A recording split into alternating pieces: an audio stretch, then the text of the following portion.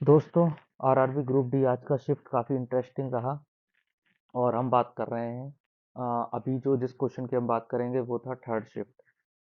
Maths में 3 नए pattern दिखे और जीएस में ऐसे 2 टॉपिक दिखे हैं जो पिछली बार नहीं थे, पिछले मतलब हमने टॉपिक में नहीं देखे थे, शिफ्ट में नहीं देखे थे। रीजनिंग में एक ट्रिकी सवाल था जिसने सबको उलझा दिया। और अगर आप अगले शिफ्ट में बैठने वाले हो तो इस वीडियो को और ज़रूर देखना, क्योंकि आपके पूरे एग्जाम को आसान कर देगा। ठीक है। मैं आपके सामने अभी अभी पेपर का सही और क्लियर एनालिसिस लिख कर दिखाऊंगा और सही जो रियल बेस्ड क्वेश्चन है उनको बताऊंगा। क्वेश्चन पैटर्न, एग्जाम एक्सपीरियंस और किस चैप्टर से कितने पूछ रहे हैं, सब कुछ बिल्कुल रियल डाटा बेस्ड है। वीडियो के एंड में आज के पेपर से रिलेटेड, वीडियो के एंड में आज जो अभी आज का पेपर हुआ है इससे रिलेटेड हम कम से कम 10 क्वेश्चंस की बात करेंगे। 10 क्वेश्चंस की बात करेंगे एंड में, जो कि बताएंगे कि मोस्ट एक्सपेक्टेड क्वेश्चन होंगे, जो कि आपके शिफ्ट में आने वाले शिफ्ट में आने वाले हैं और सबसे ज़्यादा चांस होगा। तो ज़रूर पूरा वीडियो देखना ताकि आप अगली शिफ्ट में एकदम हाई स्कोरिंग हो जाए आपके लिए। तो चलिए शुरू करते हैं। ठीक है। तो मैं आपको थोड़ा सा एनालिसिस बताता हूँ कि कौन कौन से क्वेश्चन आए हैं और ये रियल डेटा बेस्ड है जिससे हमने स्टूडेंट्स से बात की है। सबसे पहला क्वेश्चन कौन सा था, फिजिक्स की देखते हैं सेक्शन में। और देखिए, मेरा जो फोकस होगा ना, ये आपका जो मेरा फोकस क्या होगा, ये आपका साइंस बेस्ड होगा। ठीक है। क्योंकि आपको पता है साइंस के कितने 25 क्वेश्चन आने हैं, तो साइंस फोकस होगा मेरा। इसके अलावा करंट अफेयर्स मेरा मेन फोकस होगा, क्योंकि मैं इन्हीं इन्हीं दोनों को, साइंस को प्लस करंट अफेयर्स को ही मेन फोकस बना के चल रहा हूँ। क्योंकि अगर ये जीएस में सबसे इंपॉर्टेंट टॉपिक है, अगर आपने ये कर लिया तो बाकी आपको दिक्कत नहीं आने वाली है। इसलिए हम उस पर बात करेंगे जिस पर सबसे ज्यादा फोकस करते हैं। ठीक है। तो न्यूटन के तीसरे गति, अब हम स्टार्ट करते हैं अपने क्वेश्चन को। तो न्यूटन के तीसरे गति का सबसे उदाहरण कौन सा है? देखिए, न्यूटन का तीसरे गति के नियम का सबसे स्पष्ट उदाहरण अगर देखेंगे, गेंद का जमीन पर चलना नहीं, साइकिल के पहिए का घूमना नहीं, और बर्फ का फिसलना नहीं, नाव का ढलाने के लिए पीछे से धकेलना। ठीक है, यही उदाहरण। इसकी परिभाषा क्या होती है? तो न्यूटन का तीसरा नियम क्या कहलाता है? देखिए, न्यूटन का तीसरा नियम कहता है कि हर क्रिया के विपरीत क्रिया के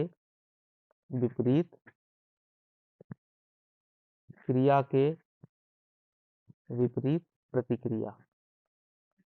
इसमें क्या कर रहा है? नाव चलाने के लिए चप्पू को पीछे की तरफ धकेल रहा है तो आगे की तरफ नाव चल रही है। ठीक है। इसके साथ हम और भी देख लेते हैं। इसका फर्स्ट नियम क्या कहता है? इसका फर्स्ट लॉ कहता है कि जब वस्तु जब तक विराम अवस्था में एक सम जब मतलब जब कोई भी पिंड होगा तो अपनी विराम अवस्था में तब तक रहेगा जब तक कि उस पर कोई बाहर बल ना लगाया जाए। तो विराम अवस्था और बाह्य बल, आप इस समझ लेना क्या मैं क्या कहना चाह रहा हूँ। विराम अवस्था में होगा जब तक कि बाह्य बल ना लगाया जाए। और इसका सेकंड रूल क्या कहता है? सेकंड नियम क्या कहता है? किसी पिंड के संवेग परिवर्तन की दर उस पर लगाए गए बल के समानुपाती होती है। यानी किसी वस्तु पर जो बल लगता है,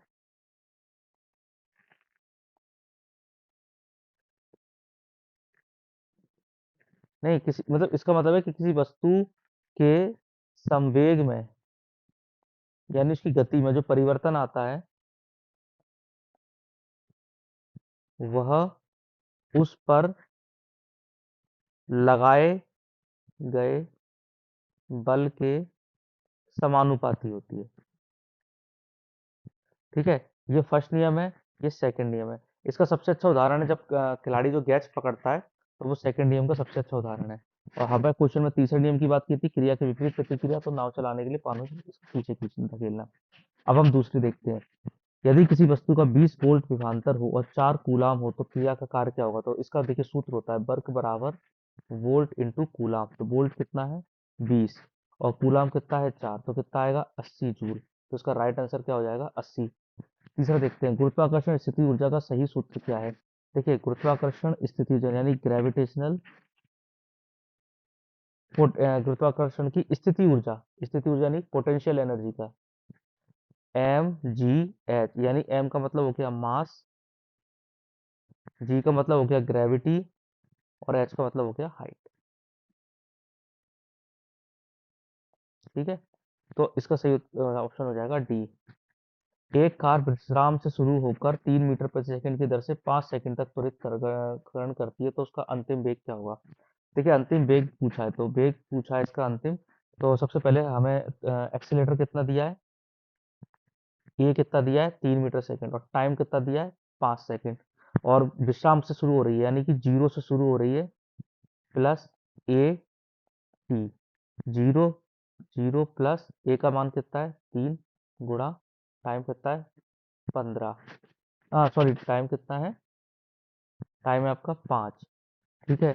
तो आएगा इसका 15 प्लस 0, तो बराबर बी कितना हो जाएगा 15 हो जाएगा, उसका राइट आंसर हो जाएगा 15, ठीक है। यदि किसी तार की लंबाई को दुगना कर दिया जाए, क्या कह रहा है, यदि किसी तार की लंबाई को दुगना कर दें और उसके क्षेत्रफल को आधा कर दें, यानी तार की लंबाई को तो वो कह रहा है दुगना कर दिया जाए और उसके क्षेत्रफल को आधा कर दिया जाए, तो नया प्रतिरोध क्या होगा, तो नया प्रतिरोध कितने गुना होगा, ठीक है। अगर तो नया प्रतिरोध कितने गुना होगा, ठीक है। चलिए इसको क्वेश्चन को निकालते हैं। इसका जो सूत्र होता है वो होता है, ठीक है। इसका जो सही आंसर मैं आपको बताऊं, इसका सही आंसर होगा सबसे पहले तो 4 गुना, ठीक है। 4 गुना इसका सही आंसर होगा। चलिए इसके निकालते हैं, इसके सूत्र के द्वारा इसको निकालते हैं कि इसका जो मेथड होगा वो कैसा, वो कितना होगा।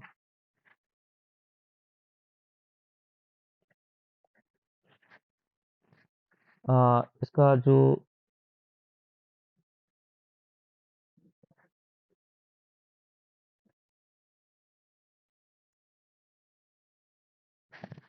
देखिए इसका सूत्र इस तरीके से कुछ काम करता है, मैं इसके सूत्र को याद नहीं कर पा रहा हूँ।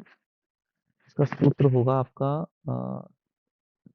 2, देखिए ये होता है प्रतिरोधक, ये आपका प्रतिरोध निकालना है ना, तो ये प्रतिरोध निकालना होता है, तो ये होता है प्रतिरोधकता इंटू एल अपॉन ए, ठीक है। तो लंबाई कितनी करनी है दुगनी, तो 2L अपॉन, और क्षेत्रफल कितना करना है, ये ए होता है, ये एल होती है, तो क्षेत्रफल कितना कितना है आना 1/2, तो फिर क्या होगा 2L इंटू 2 अपॉन ए हो जाएगा, तो उसका प्रतिरोध क्या हो जाएगा 4, तो इस प्रकार से 4 गुना इसका प्रतिरोध निकल के आएगा, ठीक है। अच्छा एक और क्वेश्चन है कि यदि किसी 78 मीटर ऊंचे पुल से वस्तु को छोड़ने पर वह कितने समय बाद जमीन पर पहुंचेगी, ठीक है। तो देखिए इसका सूत्र होता है, इसका होता है हाइट बराबर ग्रेविटी, हाइट बराबर ग्रेविटी इंटू टी स्क्वायर, ठीक है। तो हाइट कितनी है 78.4, ग्रेविटी कितनी होती है जो आपको पता है 9.8 metre square into T square, तो अभी ये इसके नीचे बटे इसका, ये ऐसे हो जाएगा टी स्क्वायर बराबर 78.4 अपॉन 9.8, इसका मान आएगा 16, और स्क्वायर से ये हटेगा तो इसका मान आएगा 4, तो 4 सेकंड बाद वो नीचे पहुंचेगी, ठीक है। तो इसका उत्तर हो जाएगा 4।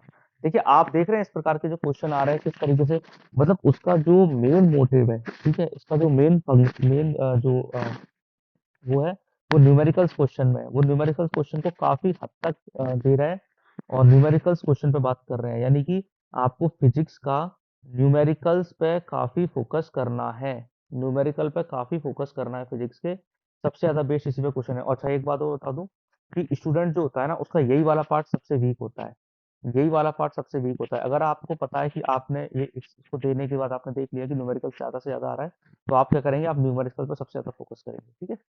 तो आपको न्यूमेरिकल पर फोकस करना है सबसे ज्यादा।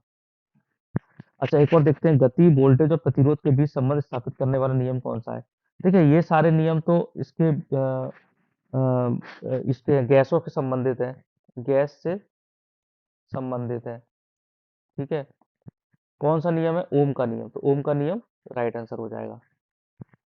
उसके बाद पूछ रहा है कि अवतल दर्पण में यदि वक्रता केंद्र और ध्रुव के बीच की दूरी 50 सेंटीमीटर, और ध्रुव और फोकस के बीच की दूरी कितनी होगी, ठीक है। तो देखिए इसका जो सूत्र होता है वो होता है फोकस बराबर R/2, ठीक है। तो रेडियस कितना 50/2, तो बराबर 25 आ जाएगा, है ना, तो इसकी होगी 25 सेंटीमीटर। देखिए ऊर्जा की शक्ति का सही सूत्र कौन सा होगा, देखिए जो एनर्जी होती है ना, वो आपकी जो एनर्जी होती है,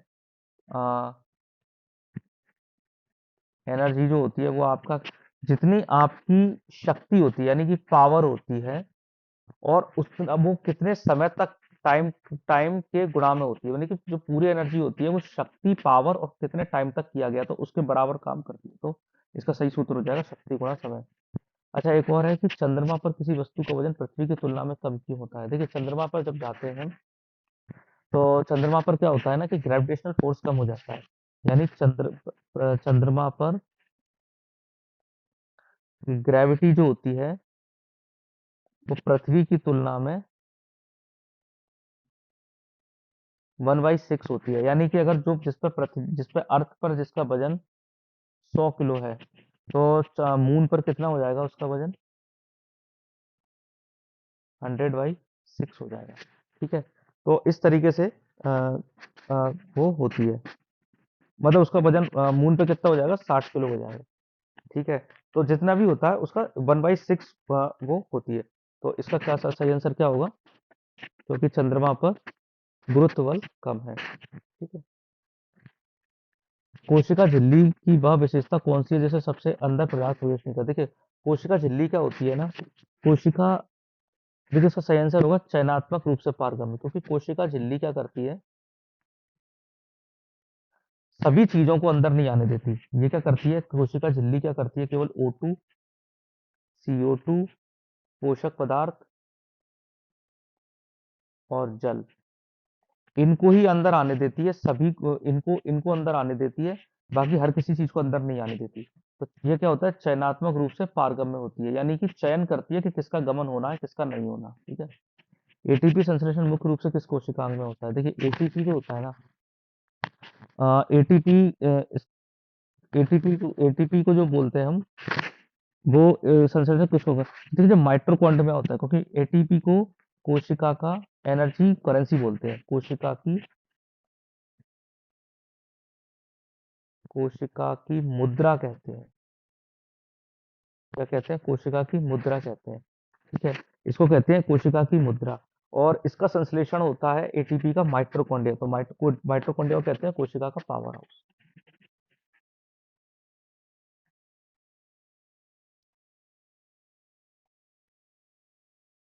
कोशिका का पावर हाउस कहते हैं। ठीक है, अब क्वेश्चन पूछ रहा है कि पौधों में किस पौधों की पत्तियों पर कलियां पाई जाती हैं? किस पौधों की पत्तियों पर कलियां पाई जाती हैं?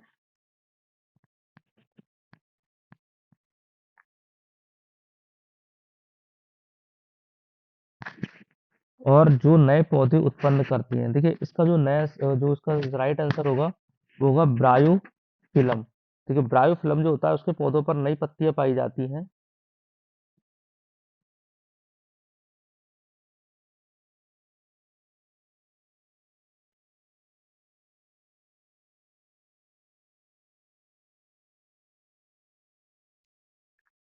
ब्रायोफिलम जो पौधे होते हैं इसकी पौधों की पत्तियों के किनारों पर कलियां पाई जाती हैं।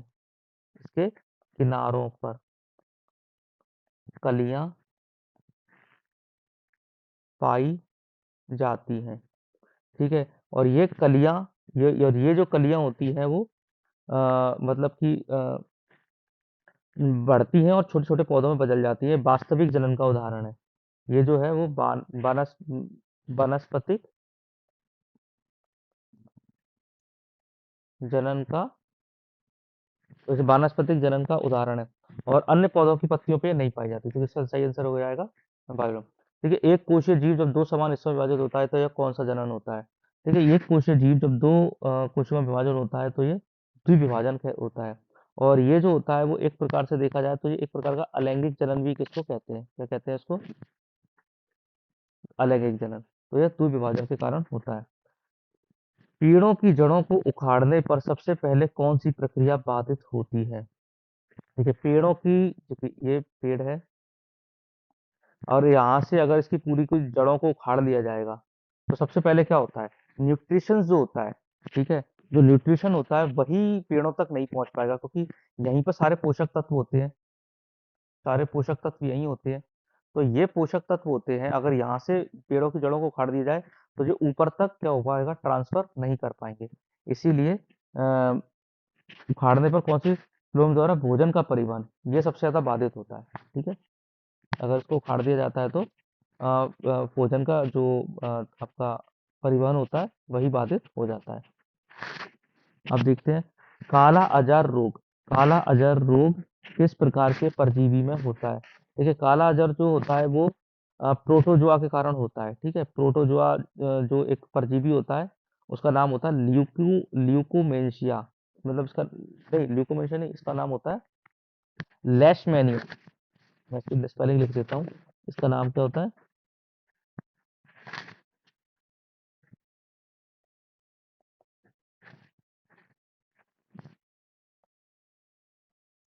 लेशमेनिया डोनोवानी। लेशमेनिया डोनोवानी नामक प्रोटोजोआ से होता है। ठीक है, लेशमेनिया डोनोवाना प्रोटोजोआ से इसका परजीवी से होता है ये काला अजहर रोग। ठीक है, और ये जो फैलता किससे है, ये परजीवी आता कहाँ से है? ये आता है सैंड फ्लाई मच्छर के काटने से। सैंड फ्लाई, सैंड फ्लाई मच्छर नहीं, एक्चुअली सैंड फ्लाई तो मक्खी होता है। सैंड फ्लाई यानी मक्खी है ये, के काटने से। ठीक है, तो जो मेनली जो होता है परजीवी कौन सा होता है? प्रोटोजोआ होता है। कोशिका भित्ति कोशिका प्लाज्मा झिल्ली की किस ओर स्थित होती है? तो देखिए जो कोशिका भित्ति होती है वो क्या होती है कि कोशिका के अंदर पाई जाती है। ठीक है, ये पौधे कोशिका के अंदर पाई जाती है, पादप कोशिका के अंदर। कहाँ पाई जाती है? पादप कोशिका में। पादप कोशिका में पाई जाती है। और इसके अलावा इसका जो मतलब कि कोशिका को आकृति प्रदान करती है। कोशिका को आकृति प्रदान करती है। ठीक है, और इसलिए ये प्लाज्मा झिल्ली के बाहर की ओर स्थित होती है। तो इसका सही आंसर क्या होगा? प्लाज्मा झिल्ली के बाहर स्थित होती है। अभी करंट अफेयर्स भी देख लेते हैं, थोड़ा सा करंट अफेयर्स पे कुछ क्वेश्चन आए हैं। आईपीएल 2025 में ऑरेंज कैप किस खिलाड़ी को मिला है? देखिए आईपीएल 2025 में जो ऑरेंज कैप है, ऑरेंज कैप होता क्या है? देखिए ऑरेंज कैप उसको मिलता है, ऑरेंज कैप सर्वाधिक विकेट लेने वाले को, नहीं सॉरी, सर्वाधिक रन बनाने वाले को,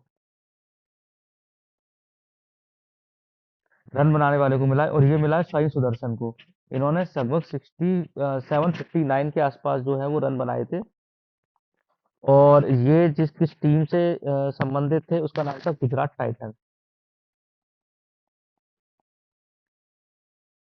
गुजरात टाइटन से संबंधित थे। ठीक है, और इसमें एक और कैप होती है, वो होती है पर्पल कैप।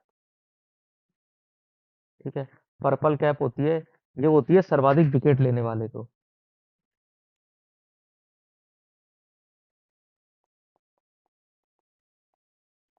ठीक है, सर्वाधिक विकेट जो सर्वाधिक विकेट लेता है उसके लिए होती है। और ये बताइए कि सर्वाधिक विकेट किसने लिए थे? तो पर्पल कैप किसे मिली थी? पर्पल कैप जो इसमें मिली थी वो मिली थी प्राशित कृष्णा को, है ना?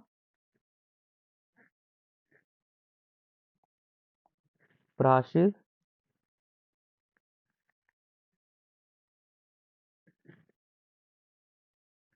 प्राशित कृष्णा को इसकी पर्पल कैप मिली थी।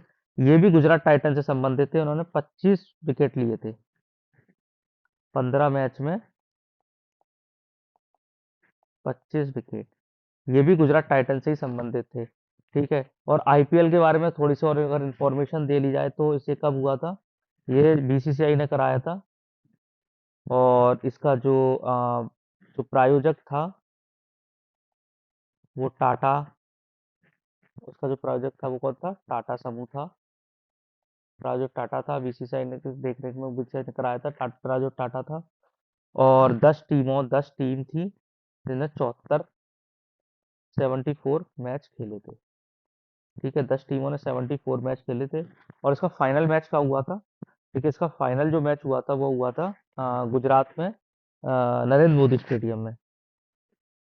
ठीक है, नरेंद्र मोदी स्टेडियम, अहमदाबाद। कहाँ पर है जी? अहमदाबाद गुजरात में है। ठीक है, तो वहाँ हुआ था। आप देखिए, मैं आपको जिस क्वेश्चन की बात कर रहा था, सबसे इंपॉर्टेंट क्वेश्चन वो था, उल्लास कार्यक्रम के तहत भारत का पहला पूर्ण साक्षर राज्य। आपको पता है ये पहली शिफ्ट में भी क्वेश्चन पूछा गया था। उल्लास कार्यक्रम के तहत पहली शिफ्ट में क्वेश्चन पूछा गया था कि तीसरा राज्य कौन सा है। तीसरा राज्य, ये पूछा गया था फर्स्ट शिफ्ट में। और अभी क्या पूछा गया है कि पहला पूर्ण राज्य साक्षर राज्य, तो पहला पूर्ण राज्य साक्षर राज्य कौन सा है? मिजोरम, ये फर्स्ट है। सेकंड है आपका गोवा। और थर्ड राज्य जो पूछा गया था फर्स्ट शिफ्ट में, इसका नाम है आपका त्रिपुरा। देखिए मैं चौथा राज्य बता देता हूँ आपका। फोर्थ है आपका हिमाचल। और जो एक यूनियन टेरिटरी है उसका नाम है लद्दाख। ठीक है, ये फर्स्ट यूनियन टेरिटरी है। तो ये बहुत इंपॉर्टेंट क्वेश्चन है। देखिए करंट अफेयर्स को किस तरीके से घुमा के पूछा है, इसीलिए मैं आपको ना थोड़ा डिटेल में बता रहा हूँ। विश्व बैंक की लैंड कॉन्फ्रेंस 2025 में किस देश को कंट्री चैंपियन के रूप में घोषित किया गया है? ठीक है, लैंड रिफॉर्म कॉन्फ्रेंस क्या होता है? जिसने अपने लैंड के डाटा को डिजिटल कर लिया, डिजिटल कर लिया। ठीक है, तो उसके आधार पर कंट्री का चैंपियनशिप घोषित किया जाता है और ये किया गया है भारत को। अब आप मुझे बताइए इसके तहत कौन सा मंत्रा, कमेंट में बताना इसके तहत कौन सा मंत्रालय संबंधित है। कौन सा इसके तहत मंत्रालय कौन सा है? ये मुझे आप लोग मुझे कमेंट में बताएंगे। ठीक है, तो ये आपको आप लोग मुझे कमेंट में इसका जवाब देना कि इसके तहत कौन सा मंत्रालय शामिल किया गया है। अब देखिए ये तो क्वेश्चन मैंने आपको बता दिए कि 20 क्वेश्चन के आसपास जो मेमोरी बेस्ड क्वेश्चन थे वो मैंने आपको बताया कि कौन कौन से क्वेश्चन इससे मतलब पूछे गए थे। जो भी मेमोरी बेस्ड क्वेश्चन थे मैंने आपको इसकी थोड़ी डिटेल भी बता दी कि किस तरीके से सॉल्व करना है। इससे आपको पता लगा होगा कि देखिए बायोलॉजी के सेक्शन से किस तरीके से क्वेश्चन पूछे गए हैं। ठीक है, और करंट अफेयर से किस तरीके से क्वेश्चन पूछे गए हैं। उल्लास कार्यक्रम रिपीट किया गया है। इसका मतलब है कि ये पूछ सकता है कि लैंड रिफॉर्म से कौन सा मंत्रालय संबंधित है, इसका उद्देश्य क्या होता है। इसी तरह आईपीएल में पर्पल कैप किससे संबंधित है, कहां पर हुआ था, कौन प्रायोजक था, किसने कराया था, कितनी टीमों ने हिस्सा लिया था।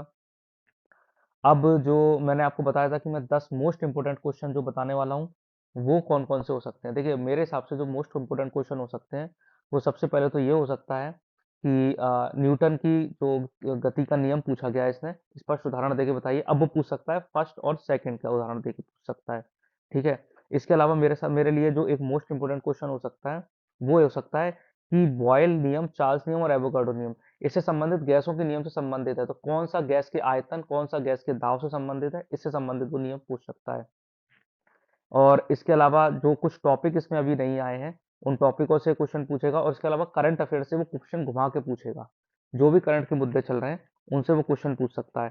तो इस तरीके से वो क्वेश्चनों को बिल्कुल पूछ सकता है। और साथ में आप याद रखिए कि मैं आपको बताता हूँ मैथ से जो क्वेश्चन पूछा गया था वो क्वेश्चन कौन सा है। वो इसमें ऐड नहीं हुआ है पर मैं आपको बता देता हूँ कि मैथ से जो क्वेश्चन पूछा गया था वो क्वेश्चन कौन सा था। और आप उसका जवाब मुझे कमेंट में देंगे। मुझे कमेंट में इसका जवाब चाहिए जो मैं आपको बता रहा हूँ। ठीक है, एक देखिए मैथ्स का क्वेश्चन था वो इस तरीके से था कुछ। मुझे कमेंट में इसका जवाब आप लोग देंगे। एक वस्तु 20% की हानि पर बेचता है, यदि वह 480 अधिक में बेचे, 480 अधिक में बेचे तो 10% का लाभ होता है। वस्तु का क्रय मूल्य ज्ञात करो। वस्तु का क्रय मूल्य ज्ञात करना है। मैं आपको ऑप्शन दे देता हूँ। 1600, 1500, 1200, 1400। ठीक है, इस क्वेश्चन का जवाब आप मुझे कमेंट में देंगे। और अगर आपका कमेंट में क्वेश्चन का जवाब आता है तो यकीन मानिए मैं नेक्स्ट जहाँ से भी होगा आपके ज़्यादा से ज़्यादा क्वेश्चन करने की कोशिश करूंगा आपको लाने के क्वेश्चन लाने के लिए। इसके अलावा एक क्वेश्चन और था, मैं उसका भी आपको बता देता हूँ जो मैथ का मेमोरी बेस्ड क्वेश्चन है। देखिए क्वेश्चन आया था कि किसी शहर की जनसंख्या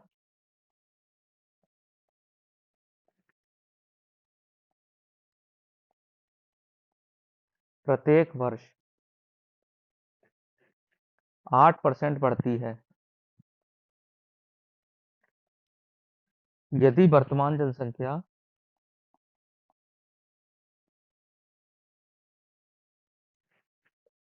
34,992 है तो 2 वर्ष पहले शहर की जनसंख्या कितनी थी? बहुत ज्यादा टफ क्वेश्चन नहीं है। मैं आपको इसका ऑप्शन दे देता हूं।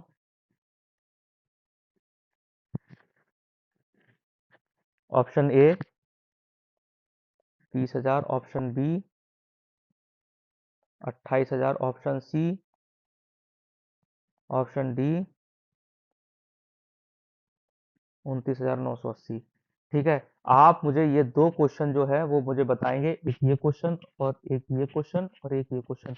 इसके जवाब मुझे कमेंट में देंगे, और अगर आपके कमेंट में जवाब आते हैं तो यकीन मानिए मैं ज़्यादा से ज़्यादा क्वेश्चन आपके लिए लाने की पूरी पूरी कोशिश करूंगा।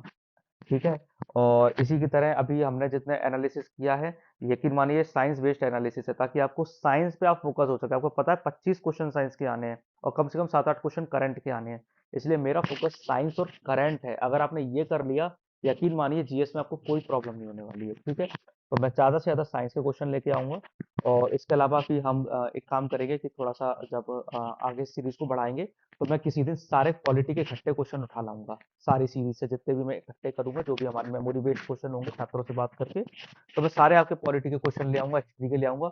लेकिन डेली बेसिस पे मेरा जो टारगेट होगा वो साइंस का होगा। ठीक है? तो मैं अभी आपकी आज की जो हमारी जो तीनों शिफ्ट है मैंने इसके डाल दिए। अब आप अपने दोस्तों को शेयर कीजिए, सब्सक्राइब कर लीजिए, क्योंकि समय समय पर ये आते रहेंगे, और आपके जब एग्जाम होगा, आप यकीन मानिए कि जिस दिन एग्जाम में होंगे आप पाएंगे कि वही टॉपिक रिपीट हो रहे हैं। क्वेश्चन वो बनाएंगे कहाँ से, टॉपिक तो वही है ना, तो बनाएंगे कहाँ से वो क्वेश्चन को। तो आप यकीन मानिए और आप इसको सब्सक्राइब कर लीजिए। मैं आपको डेली मेमोरी बेस्ड पे क्वेश्चन बताऊंगा छात्रों से बात करके, और जो भी आपको कमेंट में आपको लगता है कोई क्वेश्चन पूछा गया हो आपकी बैच में, तो आप मुझे जरूर बताइए, मैं उसको भी डिस्कशन कर दूंगा। ठीक है, अभी के लिए थैंक यू।